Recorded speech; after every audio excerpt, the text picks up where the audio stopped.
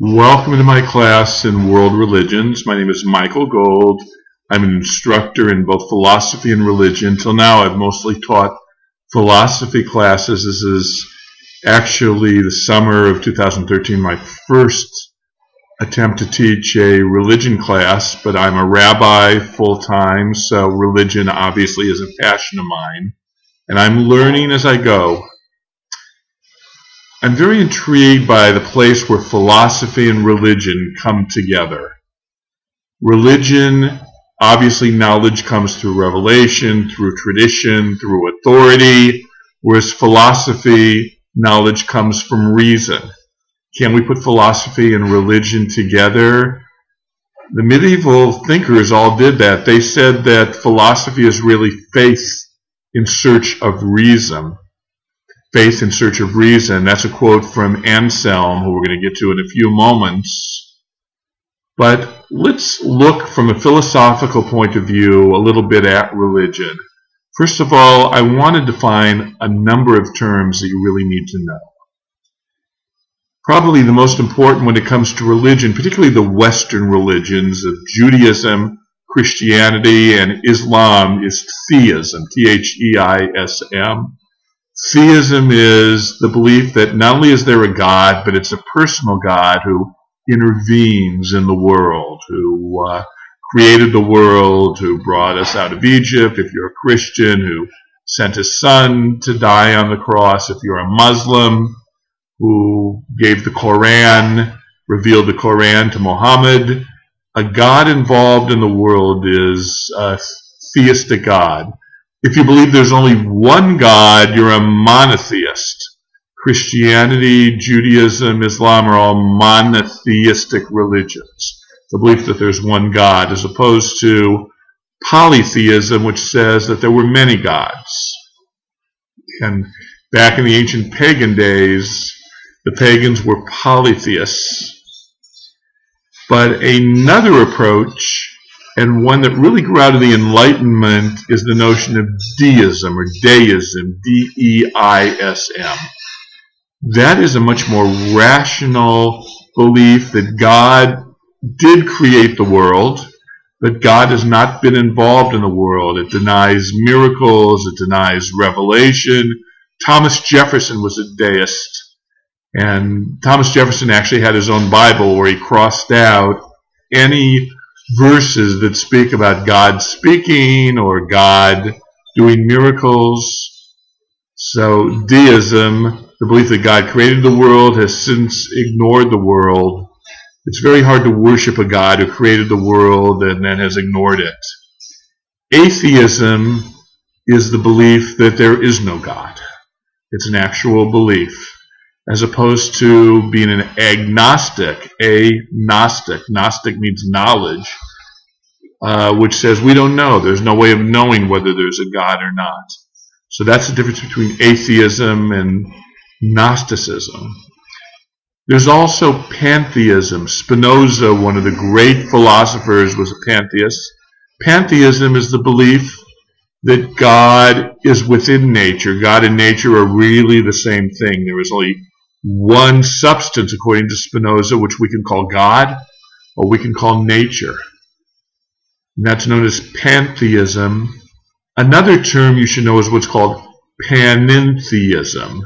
Similar to pantheism, but actually Jewish mysticism. Kabbalah is a kind of panentheistic religion that says God is both outside and within nature.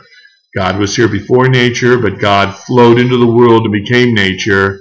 So there's two aspects of God, the very transcendent outside nature, the very immanent within nature. Transcendent means outside, immanent means within. They're all different approaches to God. But there's a number of different philosophical issues regarding religion that are very fascinating. There's a whole area known as philosophy of religion. The one I want to get to right now is the whole question, can we, using reason, prove that God exists? And there have been many, many attempts to come up with proofs for the existence of God. And I want to mention three of them right now. And they all go back to the Middle Ages and the early Enlightenment period. The first one is known as the ontological proof of God. Ontological means being. It's a proof of God that's based on the very definition of what it means to be God. It's a proof from a definition. We're going to define God as that greater than which we cannot imagine. God is the greatest being. We cannot imagine any being greater than God. And it was Anselm who came up with this. If God is the greatest being, the most perfect being, there could be no being greater. Does such a being exist? Well, if God did not exist, then we can imagine a greater being, one that does exist, because it's greater to exist than not exist. So therefore God must exist, because God by definition is the greatest that we can imagine, and the greatest being must exist. If you're troubled by that, so are a lot of other people. But that proof has been there through history. Anselm first came up with it in the Middle Ages, but Descartes, one of the great philosophers, used a version of it. And even in the 20th century, the great mathematician, logician, Kurt Gödel published a very famous version of the ontological proof of God. It's a proof based on the very definition of God. A second proof of God is known as the cosmological proof of God. And the one that really developed this was Aquinas. Thomas Aquinas, if you're a Catholic, you'll say St. Thomas Aquinas. And it's based on the notion that everything that happens in the world has a cause. Anything we see has a cause, and that has a cause, and that has a cause. But there cannot be an infinite chain of causes going all the way back. So somewhere back there had to be a first cause. And actually Aquinas gives 5 different versions of this, but they all deal with chains of causation leading back to the very, very first cause.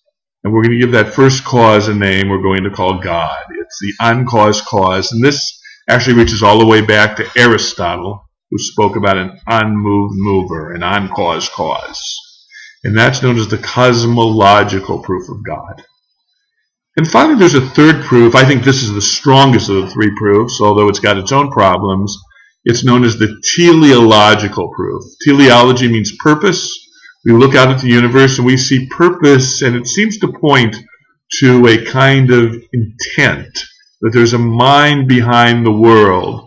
The one who really developed this idea was a naturalist named William Paley, who was also a Christian. And Paley said, imagine you're walking through the beach or through a field and you see a watch. And you pick up the watch and it seems to be designed in such a way that it runs. It seems to have a purpose. It seems to have a designer. You're not going to imagine that that watch just came together by random chance. And so it is if you look at the universe, you look at human beings, you look at animals, they seem to have a designer. They seem to have a purpose. And teleology is purpose. And that seems to indicate a designer. Now, was that designer God? The designer could have been anyone. Plato said the earth was designed, or the universe was designed by almost some sort of demon or lesser god, or a demiurge, Plato called it. But those are the 3 classical proofs of God: the ontological proof, the cosmological proof, the teleological proof. I don't believe that any of those 3 will ever convince anybody to believe in God or believe in religion. I believe if you're already a believer, if you believe in religion, they can strengthen your faith. But for every argument from philosophy for belief in God, there's an equally valid argument against belief in God. And at some point or other, you have to make a leap of faith.